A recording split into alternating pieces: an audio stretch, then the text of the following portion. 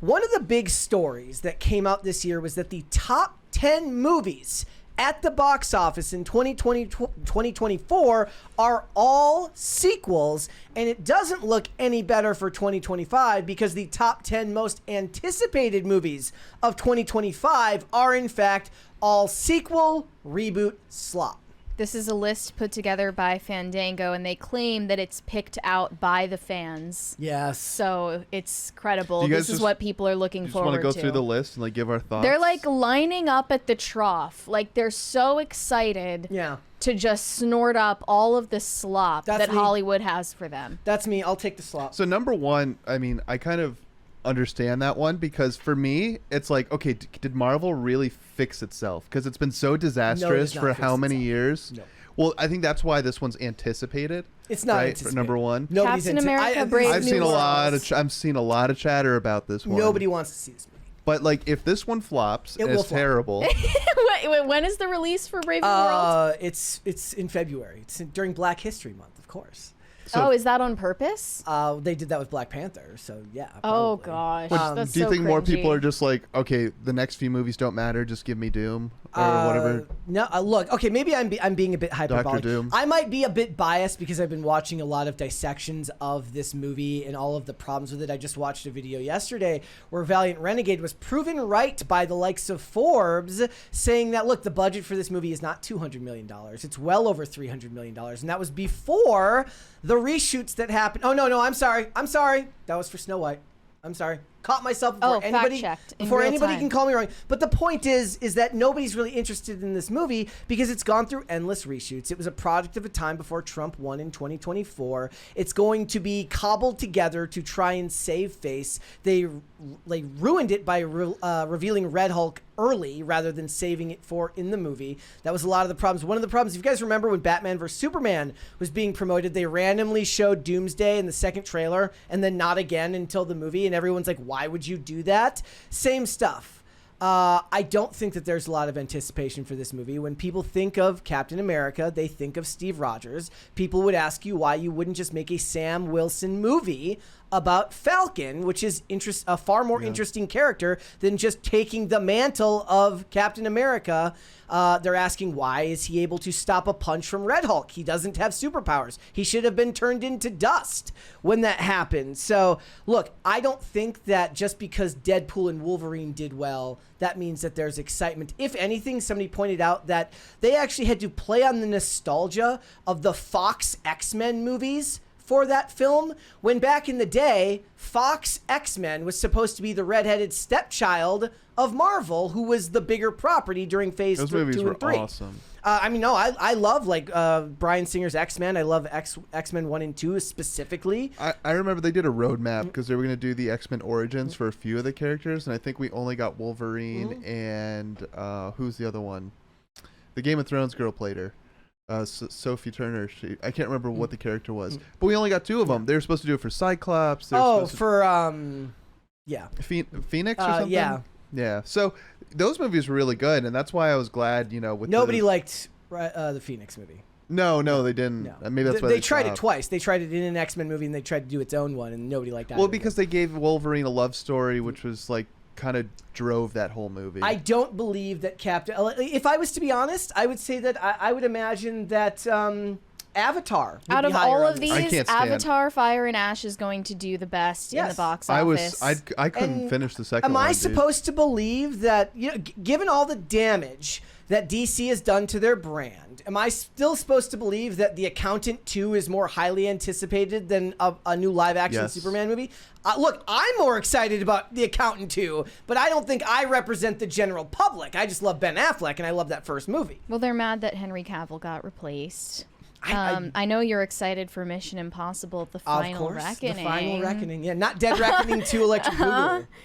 Dead Reckoning was so bad, and I stand by that. Still like it. Jurassic World Rebirth. Like, what are we doing with these titles? This is insane. Jurassic World Rebirth will have to live and die on Scarlett Johansson's star power. Wait, did they get rid of Chris Pratt? Yeah, well, I got rid of it. It's a new trilogy.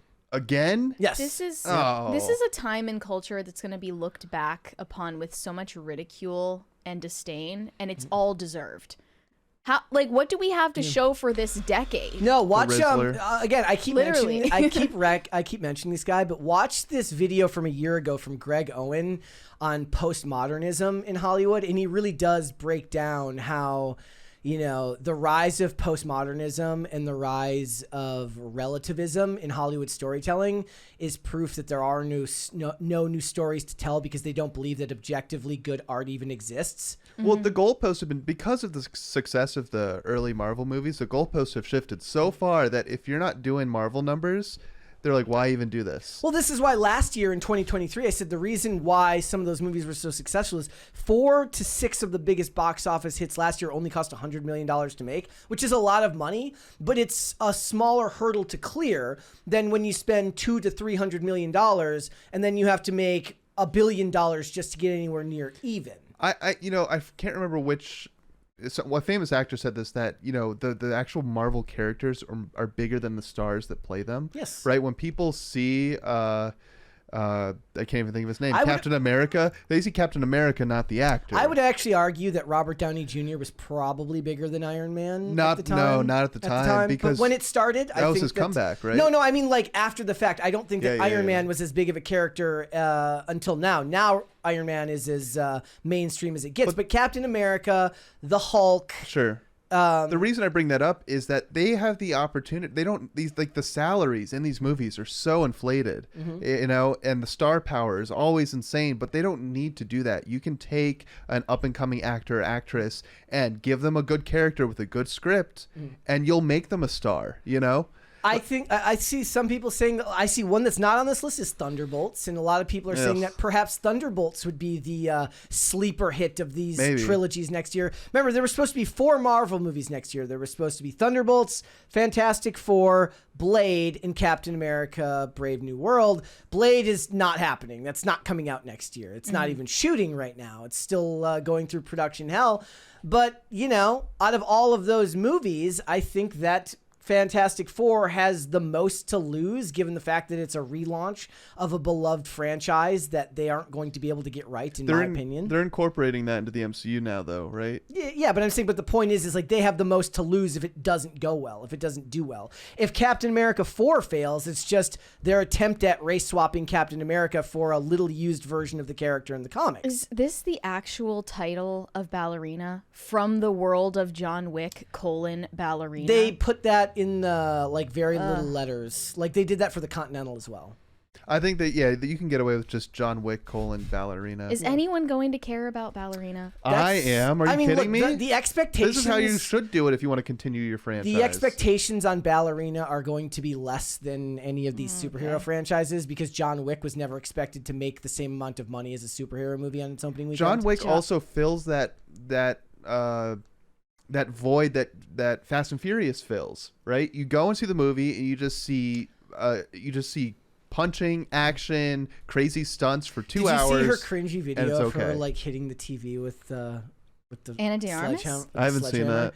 It was the worst thing. No, I've I ever did not seen. see that. She holds a sledgehammer.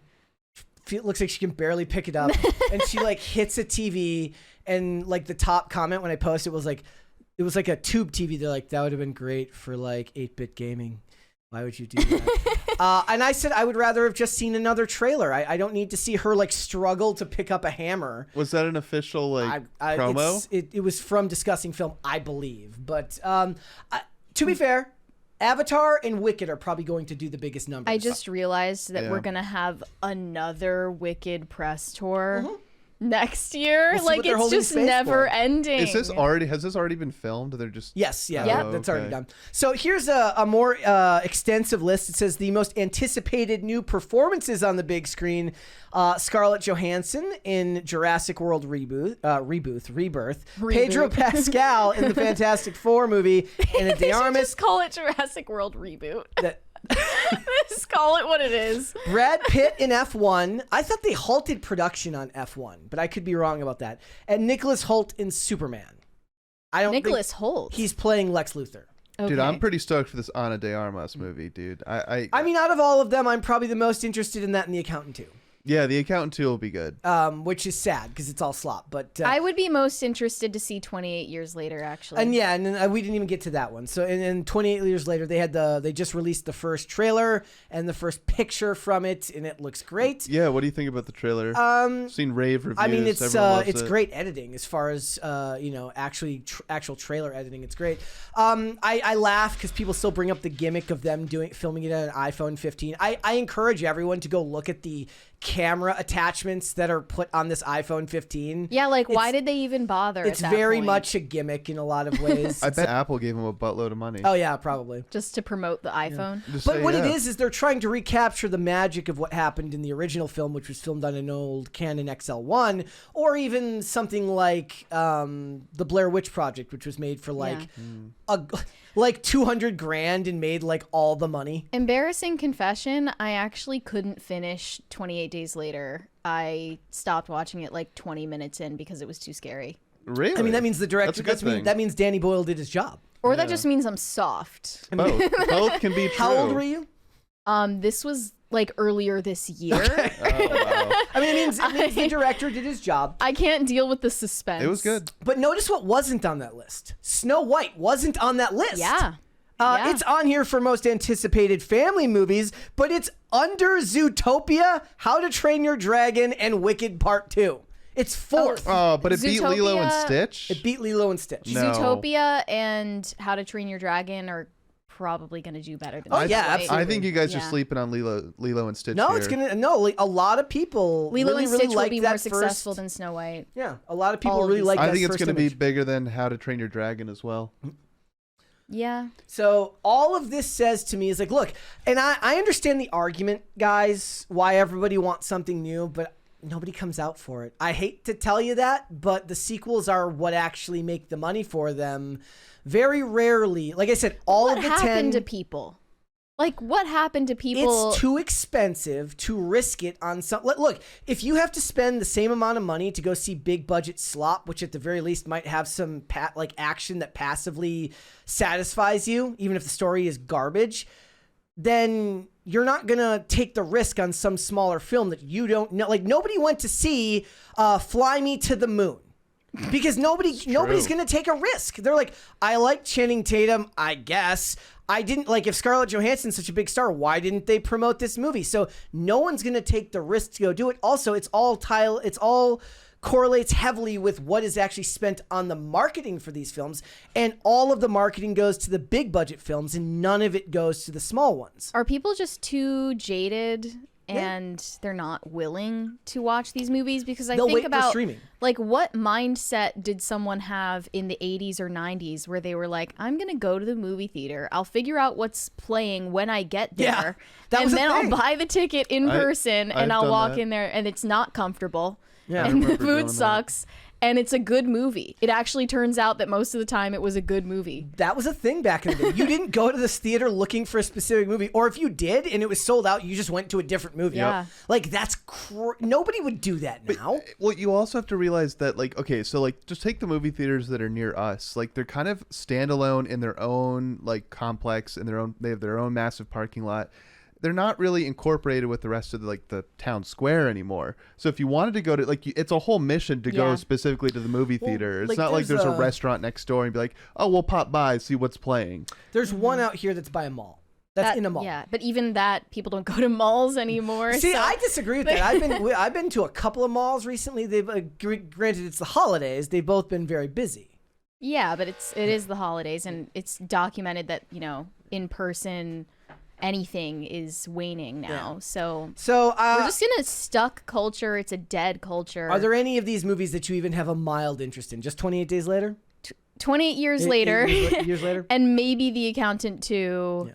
Other than that, I couldn't care less. You should watch the first Accountant movie. I mean, it's not your genre. Not really. I would give it a try. But it might be worth giving it a shot. So, thanks for watching. Listen to full episodes of Pop Culture Crisis on Spotify. Keep up with us on social media and make sure you subscribe and ring that bell so you never miss the show. Bye, guys.